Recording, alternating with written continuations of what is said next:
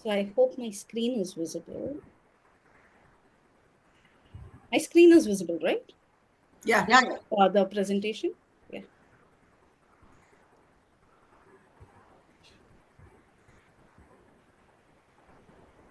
So hello, namaste, namaskaram. Welcome to another powerful session organized by WICCI Equitable Parenting Council. And since we have some participants today, who are new, let me introduce quickly about WICCI. So WICCI stands for Women's Indian Chamber of Commerce and Industry, and which is a non-religious and non-political and a completely voluntary organization. So whatever sessions we have been doing is on voluntary basis. Our particular council, and it's founded by Dr. Harbin Arora Rai, who's a global persona when it comes to women leadership, when it comes to Indian women going abroad, and plus having meaning having a power even in India per se. So she's a very famous personality, Dr. Harbin Arora. And our particular council is Equitable Parenting Council. There are almost, I think, 2,000, 2,500 councils in different area, be it manufacturing, medical, legal. Ours in particular is into parenting council. It started off almost 2 years back, and uh, it started off almost 2 years back, and we have councils at national level and state level councils per se. Uh, we have amazing council members from different fields, right from medical, legal, educational, counseling, grooming, different areas of expertise who have come together to support the parents, and in particular now the grandparents or 60 plus, those who are, so that your life is easier through our expertise. So to make that possible, I'll just show a video of our council members who relentlessly work day in and day out on voluntary basis to support and they're from across India. So some of them have joined today as well. So he's a founder, Dr. Habib Nirmala. I am Aziel Marques.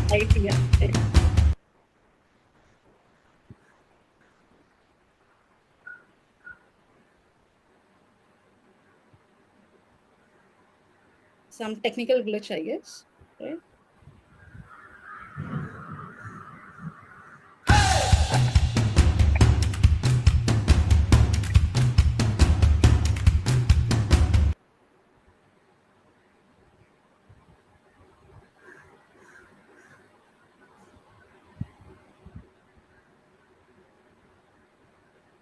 Mm-mm-mm.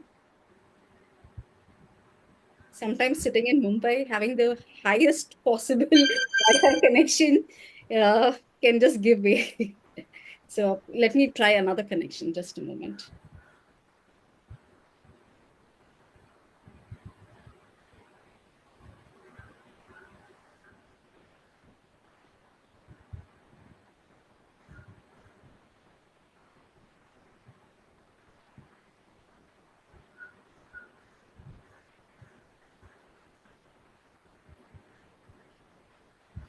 Are you able to hear me?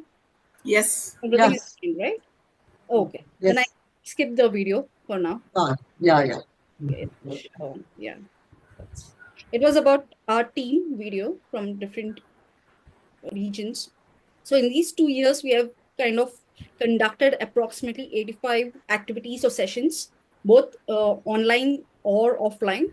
And last month onwards, our focus has been on elderly. That means 60 plus.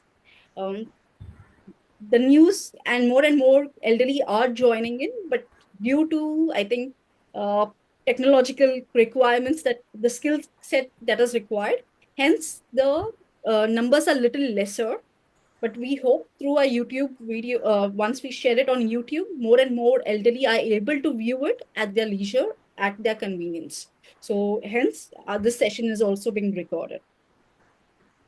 So far, with respect to elderly, we have conducted sessions on aging with grace by Dr. Manchula, then on managing money. There was an elder abuse awareness session by Advocate Aileen. last time we had on physiotherapy by Dr. Ankita, and today we have obviously on eye care and health. And in the coming days, we will be having a lot of sessions on gynecology, urology, and multiple other health and other aspects of elderly life, so that your life is easier and people who take care of you, they also know what is a good practice, what is the best practice, and what are the practices that one needs to avoid. So yes, today's session is on eye health and care for senior citizens. Just giving you a brief about Dr. Agarwal's Eye Hospital, one of the most renowned hospitals, having more than 250 plus hospitals across 10 countries. And I would personally like to thank Dr. Agarwal's Eye Hospital for coming in. This is the third session with y'all. So thank you so much. Thank you, Dr. Sudha, who is the director at Dr. Agarwal's Eye Hospital. And obviously, Dr. Soundari, this is the second time that she has quite kindly come in for the session. So thank you so much. I will go deeper with Dr. Soundari's profile, but we'll just in few minutes we'll get into that. But I would like to thank one particular person from our national council, that is Dr. Manjula Rajan. I think without which this session would have not been organized. She is the key person to ensure that all of us are strung together in one thread. And so thank you so much, Dr. Manjula, for always being that energetic person, for always keeping us together and bringing in the best of resources to ensure that all our stakeholders are able to benefit from it. Uh, she was the person who was supposed to be hosting it. I'm just the face. She had some prior commitments, and she was like, "I do not want to get in between." Like, sure. So before this, she just ended one session, and here she's there with to attend the second one. So that's why I am just taking, I'm just a face or the cherry on the cake, right? But every work she has been doing. So thank you so much, Dr. Manjula. And she is the youngest person on the team, the one that we really look forward to, who's inspiring, who always ensures that we are on our toes. We are together, working, cheering for each other. So thank you so much, Dr. Manjula. Now coming to a expert. Dr. Soundari. I think this is the photo that I really loved. There is a spark to it. There is some innocence there. It's beautiful. I'm just And telling Dr. Soundari so about. beautiful. So Dr. Soundari is the regional head clinical services at Dr. Agarwal's Eye Hospital with more than 18 years of experience as ophthalmologist. So ophthalmologist is a medical doctor uh, who has with their specialty in eye care or as an eye specialist, just to make it easier for what the term ophthalmologist mean, right? Let me read a little about Dr. Soundari. So yeah, as I said, she has 18 years of experience in general and neuro-ophthalmology. She's known for her excellence in clinical services, medical education, and quality management. As the regional head of clinical services at Dr. Agarwal's Eye Hospital, she has led quality initiatives, trained the next generation of ophthalmologists, and contributed significantly to ophthalmic research and care. So thank you so much, Dr. Soundari, for accepting our invitation. In Thank today's you. section, Dr. Soundari will be sharing valuable insights on conditions such as cataract, glaucoma, and diabetic retinopathy. She will begin by explaining these conditions. There's a presentation that she'll take us through. Obviously, with that, there will be a lot of conversations. In case if you are not able to understand particular term, particular aspect of it, you can unmute and ask it or put on the chat. And towards the end, obviously, we'll have a detailed question and answer round where all your queries related to eye care will be taken care of by Dr. Soundari.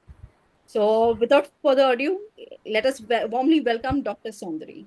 Thank you so much. Thank you, Aziel, for the wonderful introduction. Thank you. And thank you, Vicky, for having us here with you on talking to you about eye health and care.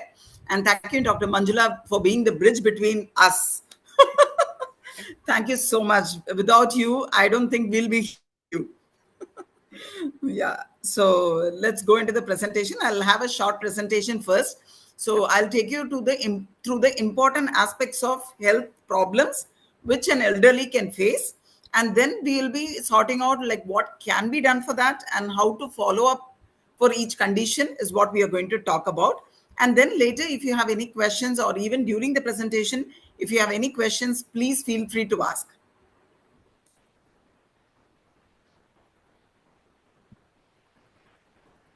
It's visible, right? Yeah. Yeah. So I'm Dr. Soundari. I work as a regional medical head at Agarwal's Eye Hospital, TTK Road, Chennai, and I head the chairperson of clinical board of group for the group of Agarwal's Eye Hospital. So we take care of the quality of the Agarwal's Eye Hospital also. Of across 250 hospitals, we take care of the quality for the patients, so the patients feel safe when they come to the hospital. So that is one of the main role which I play. Apart from as a clinician, I take care of the quality as well. So next slide. So eyes are a gateway to the world. This is very, very important for, especially for elderly, for where the movement is going to be a problem. So easily moving out and other things might be a problem. Vision is very, very important for them to keep them entertained and to have an independent, productive, and quality of life. That is very, very important to have a very good vision. So sometimes I hear from the patient's attendant, oh, he's 80. Why do you need to go ahead with the surgery? I say 80 is the age when they want to see better, because you're not able to go out, you're not able to do anything. You want to watch TV, you want to read books, you want to look at the mobile. For everything, you need the sight. So I always say elderly need the vision more than anybody else. So very, very important to have a healthy eyes as an elderly person. Eyes are the window to our overall health. So this is one part of the body in which you will be able to see inside the eyes. So the optic nerve and the retina can be visualized directly. This is the only part in the body where you can visualize the blood vessels directly. So which is a very good indicator for us to say whether there is signs of diabetic retinopathy or hypertensive retinopathy or any other serious condition in the eye on the or in the body which can get reflected on the eye. So we can easily make out when we see a diabetic retinopathy, depending on the stage of diabetic retinopathy, we will say, oh, check your kidneys, check your heart. So it's all related to each other. So if there is a problem in the eye, we know that they can have a renal issue at this stage of diabetic retinopathy. Then we actually guide them to go meet the nephrologist to check for their kidneys. So if you check early and if you're able to treat early, at least you can prevent permanent damage. So it's a very good indicator for us to look into the blood vessels of the eye, which is very, very important whenever they are coming for an eye examination. This is done, and this is called as a fundus examination. In today's digital world, our eyes have excessive strain. Nowadays, I see parties and tatas coming to us and telling, oh, I have become addicted to YouTube. I'm watching 24 hours YouTube. This is a common thing. They themselves come and say, oh, I'm so addicted. I tell them, okay, it's fine to have watch, but not continuously. And when they are watching it continuously, there is eye strain. And not only that, that leads on to dry eyes. Dry eye is a very, very common problem from youngsters to elderly. It's a very common problem, and they have become symptomatic when they have dry eyes. They'll have tearing. Actually, everybody will think, oh, dry eye means no tears. So some actually the symptoms could be tearing. Because it is dry, there'll be a reflex tearing can happen.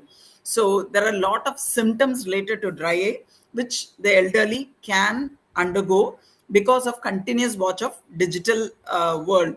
So basically on the computers or the laptops or mobile phones, continuously as they watch, they can have a digital eye strain.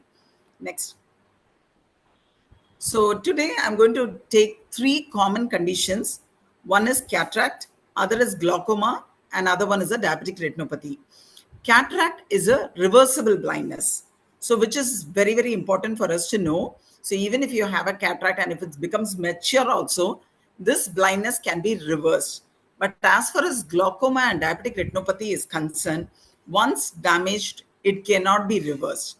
So it is very, very important for us to know why you need to check for these conditions, because it's an irreversible condition. And if you pick up early, we can arrest the progression of the condition. So regular eye examination, and if there is a family history, it's always better to check it up immediately when you have a family history. So these are some of the topics which we are going to cover: cataract, glaucoma, and diabetic retinopathy. Next.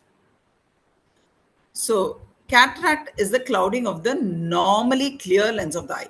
So, what do you mean by normally clear lens? You can see a iris there, and behind the iris there is a structure that is called as the lens. So, normally you should have a clear cornea, the black portion of the eye, what you call it as clear cornea, and the lens should be clear for the image to form very well on your retina. So if there is a problem with the cornea, or if there is a problem with the lens, the vision drops. So for everybody, like a normal person, like how the graying of hair happens for everybody, with the aging, everybody will develop cataract. There is no exception. So everybody has to have a cataract. Some people come and ask me, "Oh, my tata was 80 years. He never had a cataract surgery. So how come I am developing at 60 years?" So like that, people used to ask me. So actually, everybody develops, but depending on the grade of cataract, depending on the type of cataract, the visual needs and everything, the treatment differs. So some people, even with the cataract, if the vision is good, you can postpone the cataract.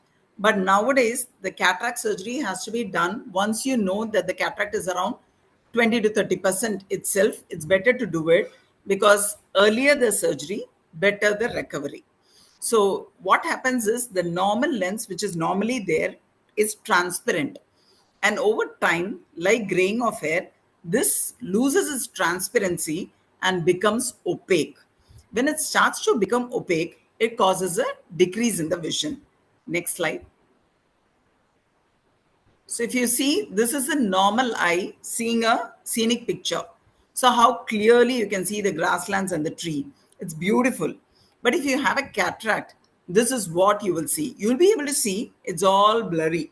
There is a fog in front of your eye through which you are seeing. That's how you will feel when you're seeing a cataract.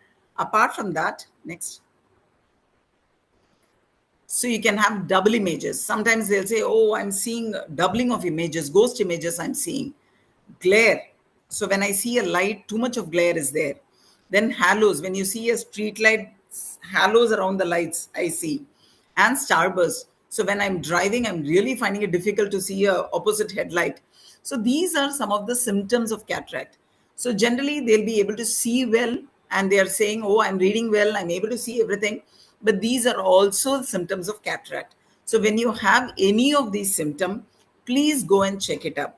Olden days, we used to think that cataract can mature, and then they used to do, because at that point of time, they used to make a big incision and remove the cataract in toto. But nowadays, what we do is make a very small incision, and through the small incision, you go inside, break the cataract into small, small pieces, and suck it out. So it's just a 2 millimeter incision. So the whole thought process of waiting for the cataract to mature has changed. Next slide. So this is a small video about the cataract by the American Cataract and Refractive Society. If it plays, let's have a look at it. Is I'll, it playing? yeah, It's this not is playing? image right now. I'll have to take it from the other place. Do you have Oh, that? leave it, leave it. Then no, okay, no problem. So what I told was the lens, which is broken into small, small pieces, and we suck it out and put in a foldable lens, which is like a pen and an injector. So you just have to inject, it goes inside and unfolds there. So the patient lens is replaced by an artificial lens. So the patient is able to see better. So the cataract has been removed and replaced by an artificial lens, which is very clear and according to the power. So assume that I was wearing a plus 10 diopters of glasses or a minus 5 diopters of glasses. That power also can be incorporated in the lens. So the person who was wearing a glass prior to the surgery, the power also can be taken into consideration when we are doing the cataract surgery. And after the cataract surgery, they are not dependent on the glasses. So that is one more advantage when you're doing the cataract surgery, to implant an appropriate power lens so that your dependency on the glasses goes away. Next. So this is regarding the cataract. Then coming to glaucoma. So what is glaucoma? So glaucoma is basically increase in the intraocular pressure. So is it connected to BP? So how you know that there is a blood pressure? There is an eye pressure.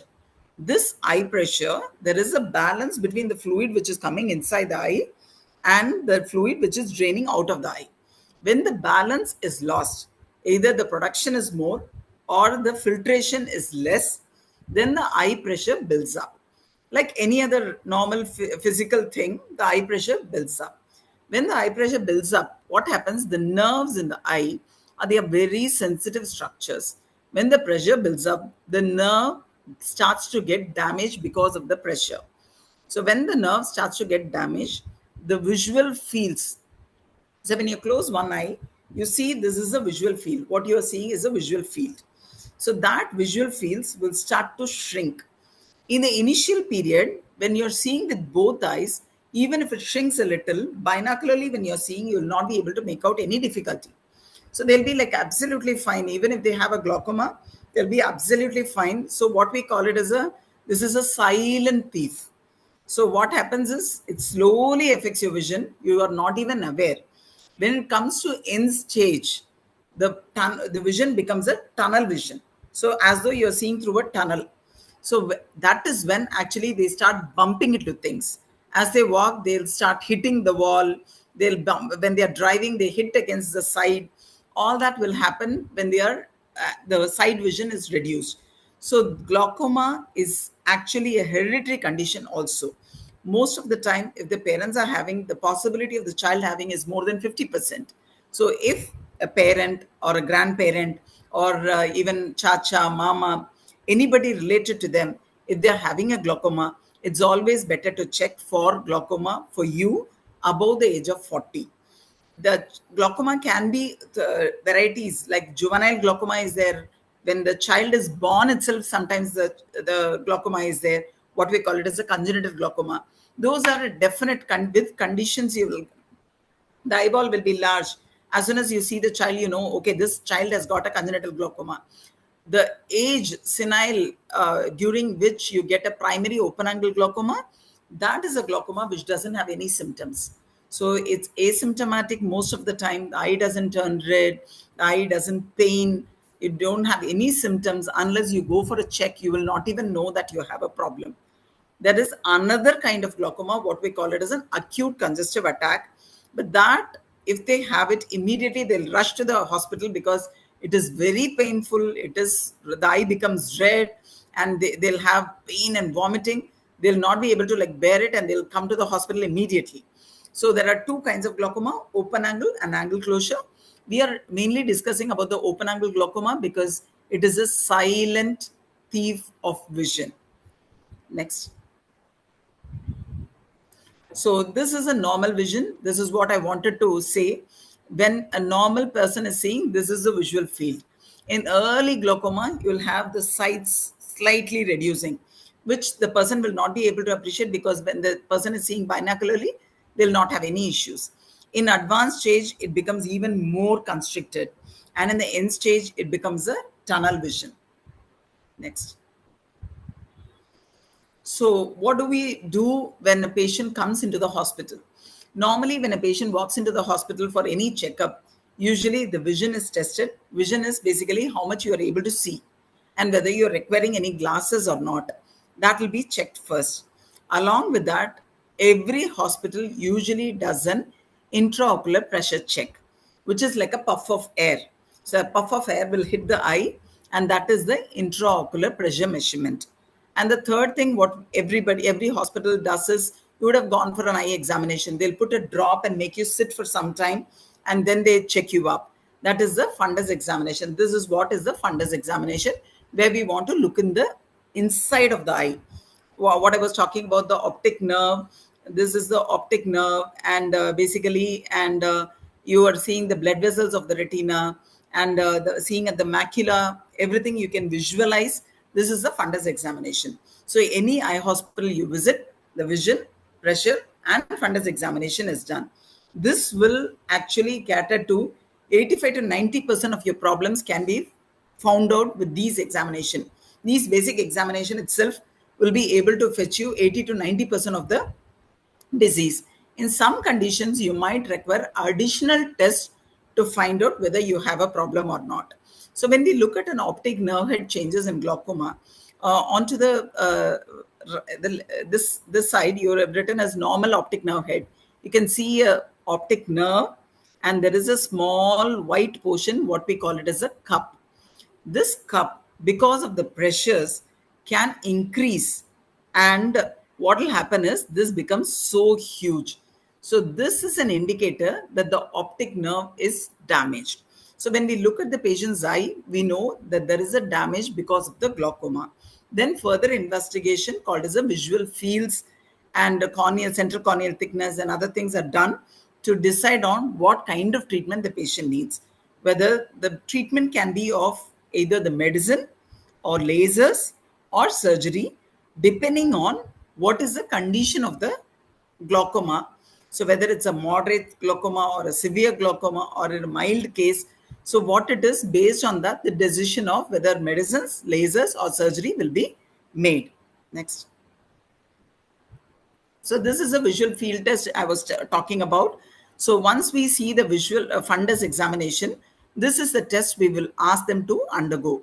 So which is a visual field test. So when we do the visual fields, you can see first normal, then early stages certain black spots are appearing, and in the middle stage you can see a lot of black spots appearing, and in the advanced stage it becomes a tunnel vision. Only the central portion you'll be able to see. So this is the visual field progress. So when a patient has a glaucoma, what we do is we ask them for a regular examination. So for checking up the intraocular pressure, so even with the medication, whether the pressures are under control, and we repeat the visual fields on a regular basis. So once in 6 months, we keep repeating the visual fields and compare it to the previous one. So previously, this was the visual fields, whether there is a progression. So if there is a progression, even with the medication, then we know the medication alone is not sufficient. We might combine it with laser. So sometimes even with medication and laser, still there is a progression, then you know this patient needs a surgical intervention. Or if the patient comes to us in a very advanced stage for the first time, then yes, surgical intervention will be the option. Next. So coming to diabetic retinopathy. So India, you know, is the capital of diabetes. So if you take any family, one person at least will be a diabetic. But if you ask them, how often do you go for an eye examination? Most of them wouldn't have done in their lifetime. So when they come, I always ask, when was the last time you checked your eyes? They'll be like, probably when I was young, or probably 5 years ago. So this is a common answer which we get. So diabetic retinopathy is one condition which we have to be aware of. And especially when you're being diagnosed as diabetes for the first time. So that doesn't mean that you didn't have diabetes before. Probably you didn't check it up. Most of the time, people are not aware. They don't do a yearly blood test and other things. So they are not even aware they are diabetic. So sometimes when they are being diagnosed, their blood sugars will be somewhere around 400, 500, and then they will put them on medication and then it will come down. And they think, oh, just now I've got diabetes. Probably the patient was diabetic for 3 years. You never knew. He never knew. He never had any symptoms. So the first time they are diagnosed, always, whenever you're being diagnosed with diabetes, the first time, go for an eye checkup. It could have been, the diabetes could have been before 3 years, 5 years, 7 years, we don't know. So it's always better to check the eye to see whether the retina is fine. If the retina is fine, no problem. Then you do a yearly checkup. If assume on checking up the retina, so what happens in diabetes is the small blood vessels get affected. So small blood vessels of the eye, small blood vessels of the heart, small blood vessels of the kidney, small blood vessels of the brain, everything can get affected because of diabetes. That's why you get a silent heart attack. Sometimes you get renal problems. Sometimes they develop a stroke. All these is because of the microangiopathy. So these small blood vessels get damaged in diabetes. So eye has got lot of small blood vessels. Eye is a very small structure, and the blood vessels also tiny small blood vessels are there. So those small blood vessels get affected first in cases of diabetic retinopathy. So the sugar level is very important to be maintained very well. If you're not maintaining the sugar, the first 6 years of your diabetes, if your sugar level is being maintained well, the possibility of diabetic retinopathy is delayed.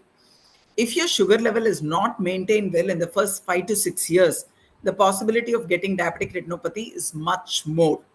And the duration of the disease also matters. Sometimes people will say, oh, I've been having an excellent sugar control. My HbA1c has been always at 6.2, not more than that. But the duration of the disease also matters. Sometimes if you're a diabetic for 10 years or 15 years, even then your sugar is under control, then also you can develop a diabetic retinopathy. So whenever your sugar levels are fluctuating, or if the duration of the disease is more, please do look out for diabetic retinopathy. Globally, on an average, 40% of the people with the diabetes have diabetic retinopathy. Imagine in India how many people will have diabetic retinopathy. And if you're treating it early, at least we can save the vision. If we leave it late, and if the central part of the retina gets affected very much, then basically, even if you treat it, it'll become very difficult to get back the vision. So this is very important for us to have a awareness and to understand, yes, I need to have an eye checkup on a regular basis for diabetic retinopathy. All the diabetic patients should be aware of this, and anybody in your family, a known diabetic, please advise them to go for an eye examination. It's a very small 1 hour test. By then you kind of completely check your eye, and you know what are the problems you have, what needs to be done can be told to you. It's just 1 hour of your time you need to spend. Next. So I was talking about diabetic retinopathy. This side is the normal retina, where you can see the optic nerve, the normal blood vessels, macula, fovea, everything.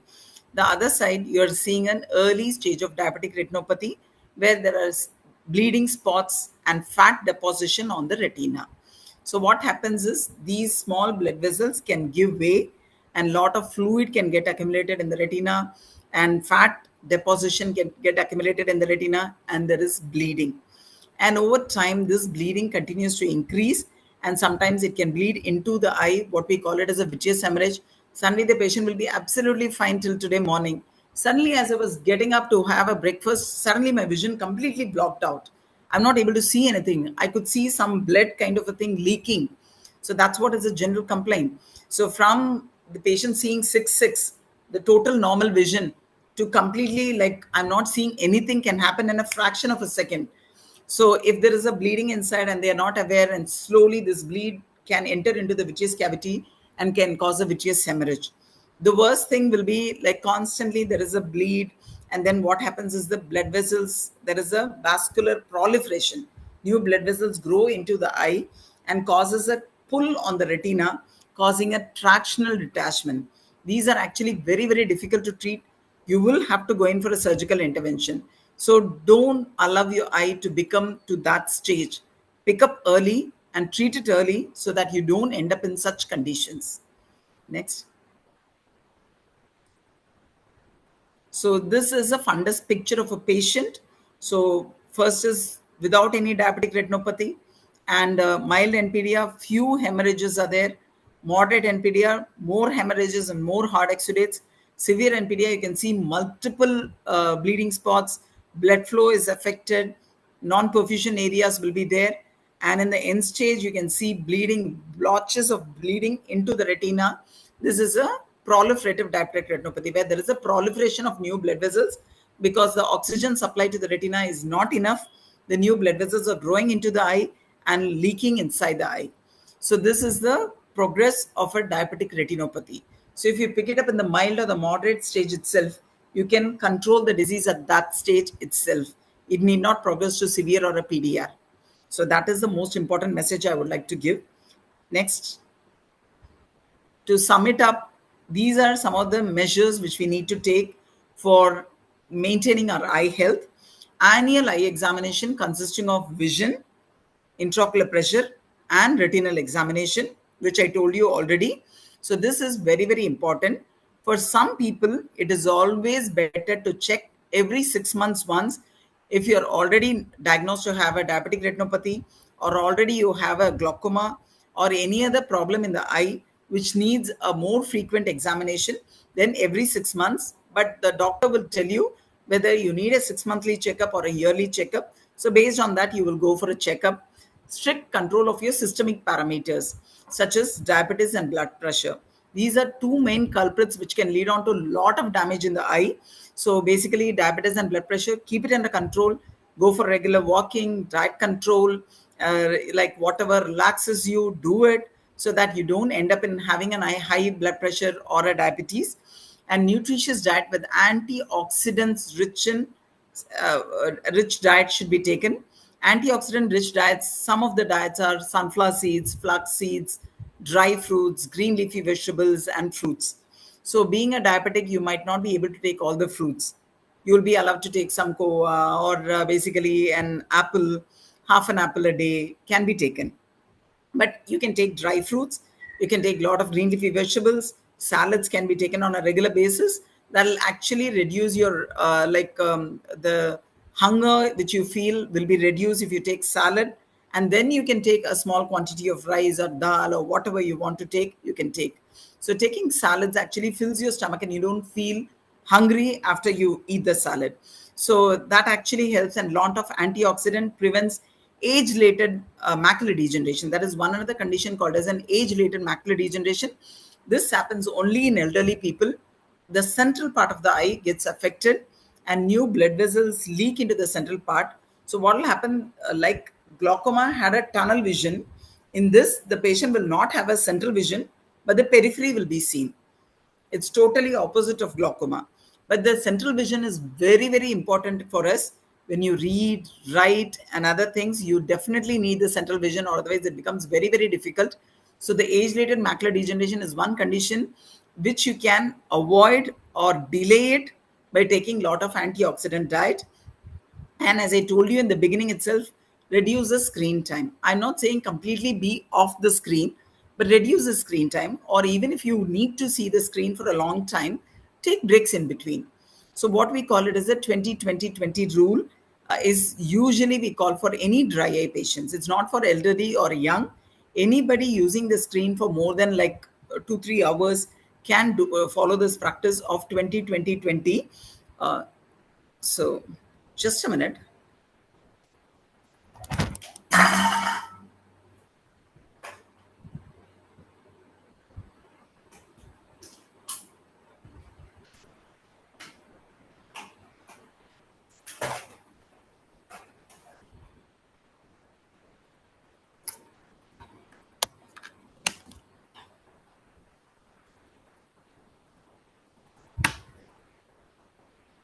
Sorry, my battery went very low. So the 20-20-20 rule has to be followed, where every 20 minutes once, take a break for 20 seconds and look at a faraway object which is 20 feet away. So by doing that, what happens is when you're kind of constantly seeing, the muscles are getting strained. So when you look at a faraway object, the muscles are getting relaxed. And not only that, the blinking rate.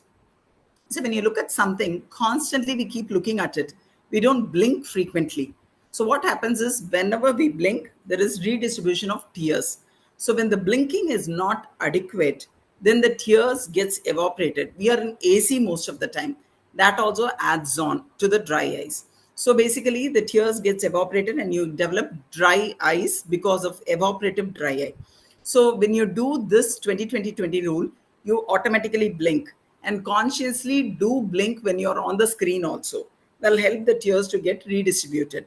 And when you're going to sleep, please don't use your mobile, because before you go to sleep, you need the melatonin to get secreted. Then only you'll have a good sleep. When you're constantly on a bright screen, what happens? The melatonin, which is needed for the sleep, is not being secreted. It thinks it's a daylight. Why should I secrete? Only in the night. The circadian rhythm itself changes.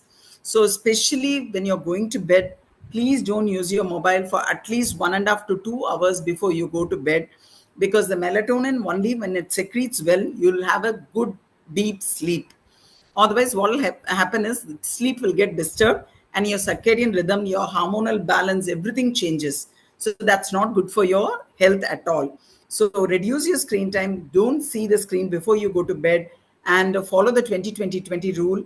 And whenever you visit a doctor, you can get tear substitutes can be got, and which you can safely use. But once you open any bottle, for that matter, any eye drop, the drop should be used within a month's time.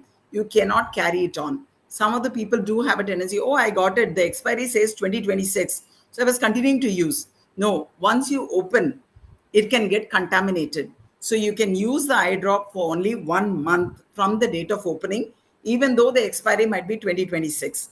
So after 1 month, discard it, get a new bottle. But get the prescription from the doctor and understand which medicine will suit you the best. Even in the tear substitute, there are multiple varieties. So you can safely use, but at the same time, consult your ophthalmologist and get the medicine.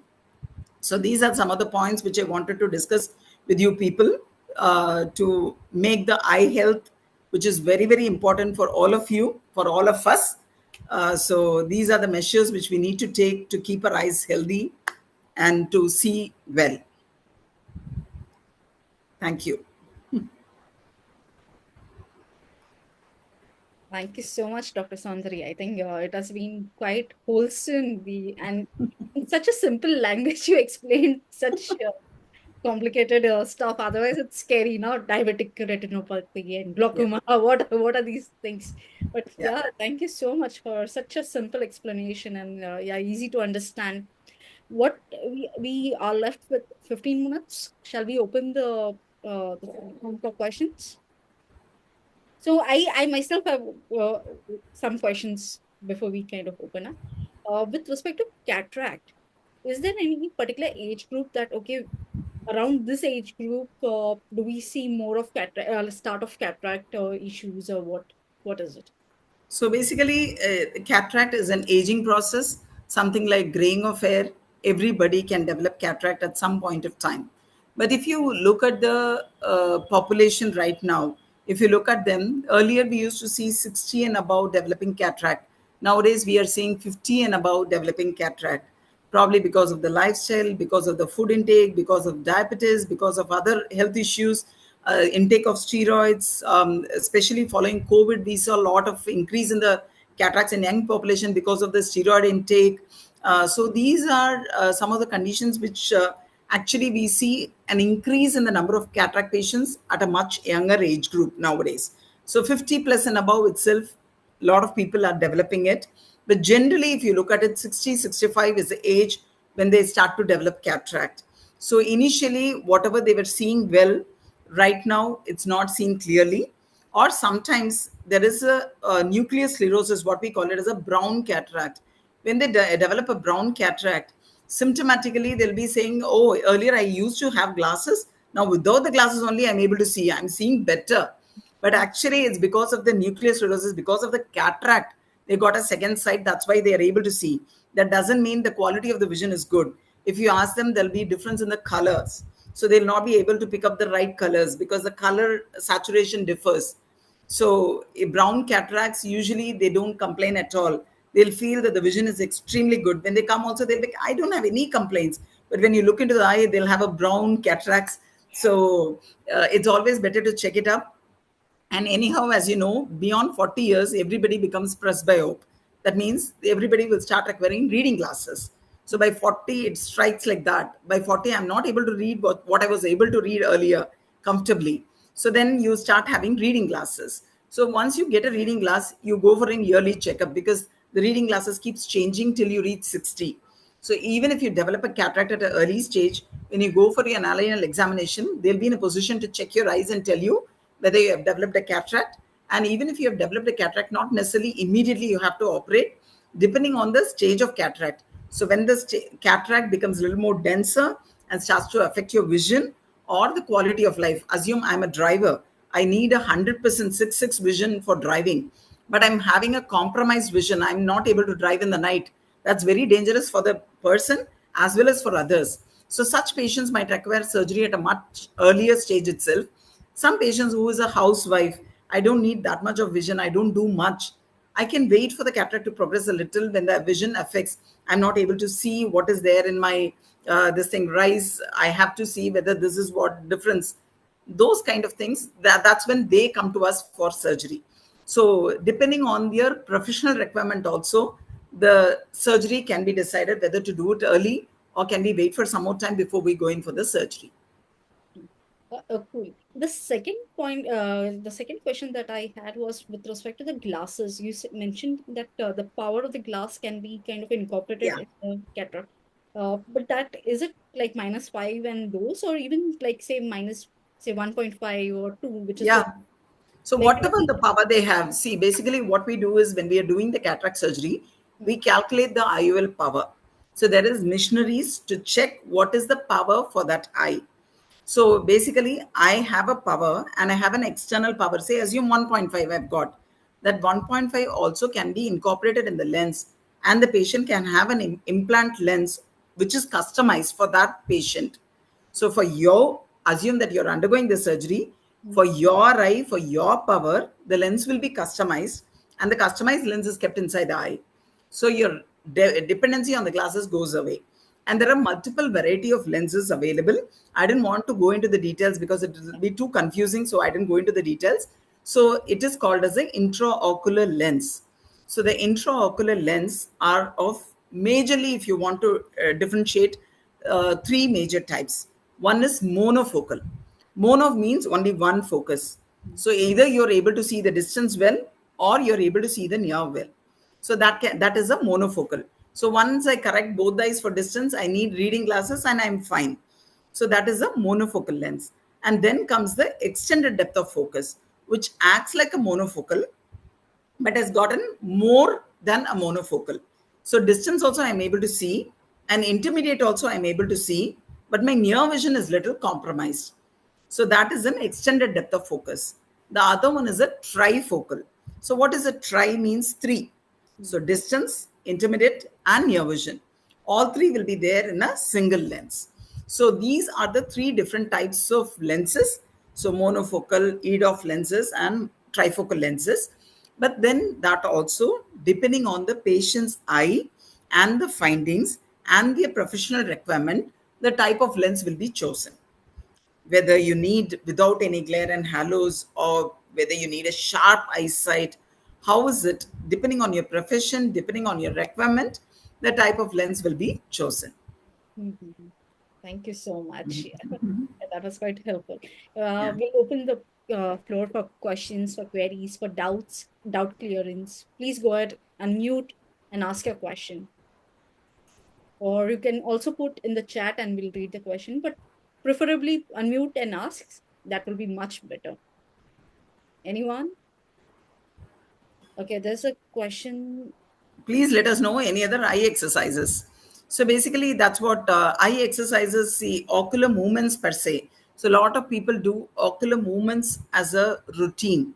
So right to left and left to right and up and down and rotation movements they do. You can do that. There's no harm in doing that. The exercises, simple exercises, which I would say is palming, which actually soothes your eye. So what you do is rub your hands like this and put it like this. The warmth and the little pressure on the eye gives you a lot of relief when you're continuously working on something. Palming is a very simple exercise which you can do.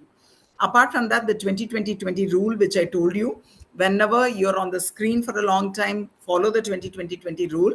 And apart from that, basically, if you develop any, say, a foreign body falls into the eye or something like that, don't try to rub your eyes or try to take it out by yourself. It'll injure more, you'll cause more harm than leaving it alone. So, what you do is take a tall glass of water, put your eyes like this onto the glass of water and blink 4-5 times. So if there is any foreign body inside the eye, it'll get into the water and it'll come out. That's the easiest way to remove the foreign body. And if you're not able to remove it even with the glass, what eyes inside the glass of water, then please go visit a hospital and take the treatment. So a lot of people do self-medication, self-removal, all that they do. Please don't do it. So these are some of the things, tips I would say, please follow. Yeah, so with respect to the foreign body entering the eye, my mummy few months back she had some black color thing that and could not make out what exactly it is. And then our own medical thing we start doing like trying to cry little, put a little water splash, and Yeah. then eye drops were put. Then finally, Nothing worked out. it wasn't, then it was getting reddish a Yeah. little more and more. Then I was like, no, it's y'all have done a lot. Now let's go to an opto and get it sorted. Like because Yeah. she already had a cataract done and DCR surgery for another Oh, part of okay. it. So too many things already happened. So I did not want to risk. But that time we decided that anything happening, we the first thing we will get into the go to an ophthalmologist instead of like getting what Trying. such sensitive, because eyes are sensitive, right? And Yeah, yeah, very sensitive. thing. So yes, I would completely suggest that. Obviously, the water, the long tall glass water thing, we didn't know. We just splashed. There was an No, that ant that splashing broke. sometimes doesn't help because Uh, it doesn't move it. So when yeah. you put it in the inside the glass of water and blink 2 3 times, actually it helps for the foreign body to get dislodged easily. So, Okay. but sometimes it is stuck there, then it doesn't come. Then we see it under the microscope. So what we call it as a slit lamp has a magnification.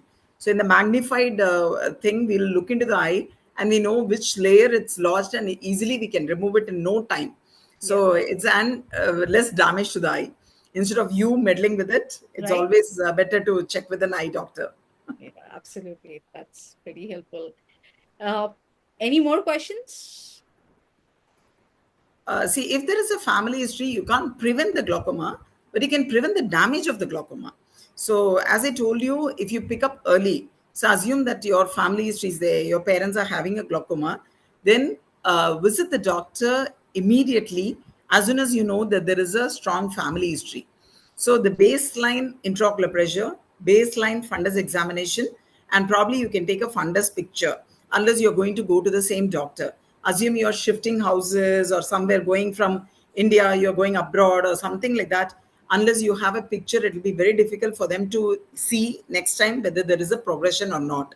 So always it's better to take a picture of your fundus examination, fundus, and then have it with you so that wherever you're going, whichever part of the world you're going, they are able to see the picture and they can compare the present situation whether there is any progression or not. So the intraocular pressure measurement and the optic nerve, these are the two main parameters, and then the visual fields. Once we do all these baseline, you have all the baseline. From the baseline, we'll keep regularly following it up and assume that there is a slight variation from the baseline. Immediately, we can start you on medication. And once we start you on medication, and if the intraocular pressures are under control, your damage will not happen.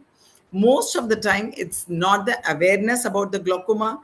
They don't even know that they have a problem. That's when they come with an end stage glaucoma. But when when the family history is there, they are always aware that there is a problem. And most of the patients, whoever we see, we always tell them, bring your children. So they come and they keep a regular follow up. And I've seen people who are following up for so many years without glaucoma. So that is what is important. So keep a follow up. And if there is a need, immediately treat it. Don't wait for it to become progressive. See, one thing is you can find out genetically whether you have it or not. So, not necessarily, as I told you, 50% of the children can develop a glaucoma if the family history is there. There are genetic analysis which can be done. There is a company called MedGenome in India which does genetic analysis for glaucoma, where you can actually do a genetic analysis and see whether there is a probability for you to develop a glaucoma at a later stage or not. Also can be done if you're like so very particular about knowing whether I'll develop a glaucoma or not. So that can be done in cases of if you're very particular about knowing things. And what was the next question? Is it advisable to see rising sun to remove glasses? Classes. So basically, rising sun. So people have a say Surya Namaskaram and everything that we do. There's nothing wrong in seeing a rising sun or a sunset. So most of the time we go and see the sunrise and the sunset.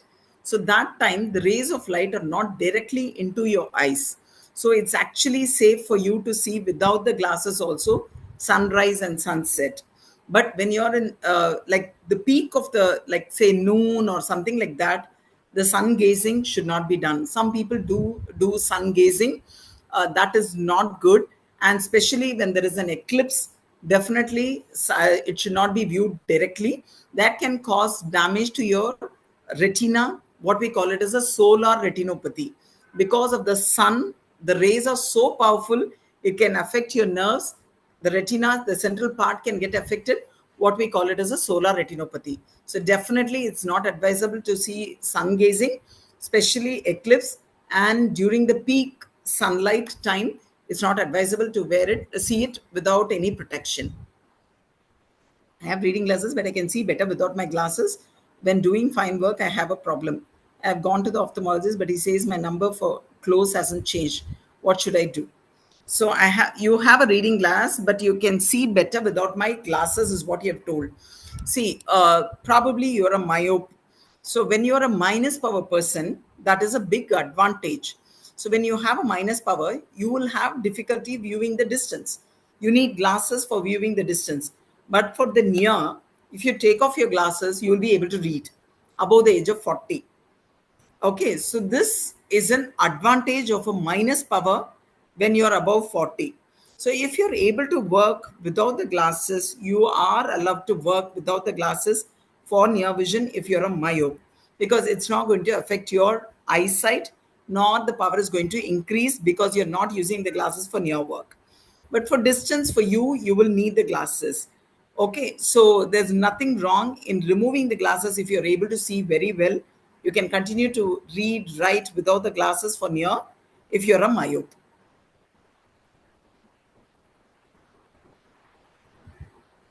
Do we have any more questions? I have one question, but Please go ahead. if anyone else has any other questions. So my question is related to insurance because again, Okay. when it's elderly, finance is an issue. So Yeah. and what I've also understood, like many are unaware that even cataract is being covered under medical insurance, health insurance, right? And there are different lenses that one can take in. So that is one information I will request everyone to go ahead. If you have an health insurance, your cataract, even though it's an See, OPD, not only the cataract, every part of eye treatment is covered under insurance. perfect. So, I except wanted for the that glass clarification. prescription. Mhm. So, basically, glass prescription is one thing which in India, I don't think they do a coverage of glasses. But otherwise, all eye ailments which require surgical intervention or any other intervention in the form of intravitreal injections and other things are covered by insurance. We do get a lot of patients who bring in their insurance and they get it done. And for poor people, the PM scheme and the CM schemes are definitely there, through which they can get the eye treatment. There are certain PM treatments which cannot be done in private hospitals, or CM treatments which cannot be done in private hospitals. Say, assume a cataract is there, it is done at government hospital. Then in a private hospital, you might not have the facility to avail that treatment. So you can do it in a government setup if you're availing a CM scheme, something like that. Um, But I'm not exactly sure about how to go about it. But most of the schemes cover cataract and other common ailments of the eye are covered under the insurance. So safely they can do. So even if it's a OPD, like since cataract is an OPD, others I'm not sure. Others are Yeah. also OPD mainly. Most of the surgeries, see, eye surgeries are mostly outpatient surgeries. Okay. So it's a daycare kind of a surgery. You come in the morning, do the surgery, and within 1 2 hours you're back home. So that, cataract, and nowadays there's no injection, Hmm. no patch. So basically, earlier they used to have a patch like this after the surgery. Nowadays, no patch and no injection is given. It's just put the drops, anesthetize the area so that the patient doesn't feel the pain. Hmm. And the procedure is done through a very small incision, less than 2 millimeters. And the whole thing is done in 10 to 15 minutes. And the patient walks out without a patch, without injections. They are walking out like a normal person. So that's what cataract is nowadays, with the technology, with the advanced technology and everything. So it's become much easier for the patients. And we have robotic cataract also, where it is done by the laser. So part of the cataract surgery is done by the laser, completely cutting the cataract into pieces and creating a capsular excess, and other things are done by the laser, and the remaining thing is done by the surgeon. So it is becoming more precise and more accurate. So you want to make a 5 millimeter manually. When you're doing a 5 millimeter, you can achieve a 5. You want to achieve a 5, you might end up with a 5.25. You can end up with a 4.75. But when you're doing it with the laser, if it's 5, it's accurate 5. So that is the accuracy which we get with the laser cataract surgery. Some good aspects of advancements, technological Yeah, advancement, that's true. what I think. So that's really nice. With this, I think I would like to call upon Dr. Manjula for the vote of thanks. So putting Dr. Manjula Rajan into spotlight as well. This was not in the plan. This is Aziel's last minute. Yeah, and it's always a It pleasure can't to be done thank without Dr. you, Soundari. right? I know, I know. Yeah, and Dr. Soundari and Agarwal Eye Hospital, the personal connection that I have with them is well known. Yeah. So it's not yesterday or today that we started. And the readiness, the willingness with which they say yes, without thinking twice, without the blink of an eye. Let me put it that way. That is really absolutely great. And we can't even thank you enough for you or Dr. Sudha or anybody at Agarwal Eye Hospital for this kind of thing, because people think twice. I have had, yeah, I don't mind saying it. I had contacted somebody else, a nutritionist. She said, "How much are you going to pay me?" I said, "None." She said, "No, I'm not coming." And, she's a retired person. And I thought, okay, there are all kinds in the world. No, we can't do anything about that. So that shows the magnanimity that you have, the service oriented work that you all do all the time, all the time. And finding time, you said on a Sunday, people say it's a Sunday. I can't do this. I can't do that. I'm busy. Being busy, yes, we are all busy with something or the other. And thank you so much for finding that time. You could have devoted this 1 hour for your family or anything. And so much we learned and such simple language. And for the first time today, I heard about solar retinopathy. Diabetic retinopathy, I knew. So today I heard a new term, solar retinopathy. And I know that we all push this eye test to the last. For example, my daughter, she has a driving license in Canada. She had to renew it. So she thought she'd just walk in and walk out with the thing. And there you have to undergo an eye test for that. Yeah. And the guy said, "No license. Go get your eye checked. You can't even read this. Go." Only then she realized that she has a vision problem. Problem. And now she's wearing glasses and all that. If she want to get a license renewed, you have to get your eyes checked. So I think we shouldn't wait for those last signs. We should make it a routine, like every time, every year routine. And as we grow older, like me, and I do a lot of work on the screen. So this 2020 and all that I have heard in the football cricket matches, but now it is part of the eye care also. But it becomes interesting. Yeah. Yeah, we do that.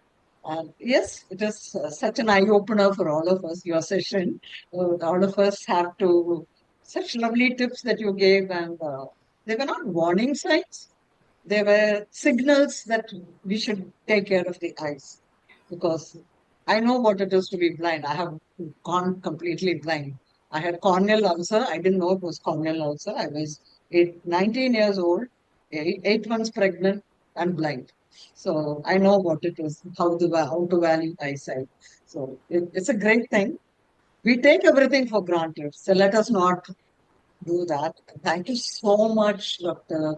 Sandra. I can't thank you enough. And Thank thank you, you. Aziel, for being at the helm of everything. She's there always, ready to do. Of course, we connect, but then she is the mastermind behind all this. We need somebody, that leader, follow the leader. So we are all doing just that. Thank you so much, Aziel. Thank you. God bless you for being such a smart leader and such oriented, focused leader. And Dr. Saundari, God bless you always. Thank you. God Thank you bless so much, you, and Vicky, Dr. and thank you Sudha. so much for the Yeah. opportunity. Thank you. God bless you always. God bless you. Thanks a lot, Dr. Sundari, and God bless you. God bless Dr. Agarwal's eye hospital, Yeah. Sudha, for always being so encouraging, always saying a yes at the first go. Obviously, Dr. Yeah. Manjula, because she's the superstar of our WICCI Council, and all the dear participants, thank you for joining in. Please, once we share the link, please do share it across, because I think age is not a factor now. Since we have come to know there are things that can start occurring right from 40 and 50 years and then not be from 60 or 70 plus. And plus, those who are elderly sometimes. So today I had attended a session on palliative care in particular, and that made me realize that quite often we keep certain things when there's an emergency that is stricken. Mm. And that's the time it's worse because we are all confused. There is emotional outburst and multiple things, right? Uh, these sessions, when if we are at a peace of mind, comfort, at a comfortable space, not worrying about health or this, when we attend such sessions, that's when we realize that what steps we need to take when we are in that particular situation. So Correct. it's more of preventive in nature, uh, just to guide you, just to support you when things really occur, and obviously a remedial as well, because Dr. Sondri has provided a lot of helpful tips and understanding of the situations that arise normally. So once again, thank you so much, and God bless you. Thank you. Thank you so much. God bless you, Dr. Soundari. God bless you, Aziel. Take Thank care you. of yourselves. Have Yeah. a blessed evening and a blessed Yeah. week ahead. Chala, take care. Bye bye. Yeah. Take care, Bye. everyone. Bye. Bye. Bye-bye. Bye. Bye-bye. God bless you. Bye. Mhm.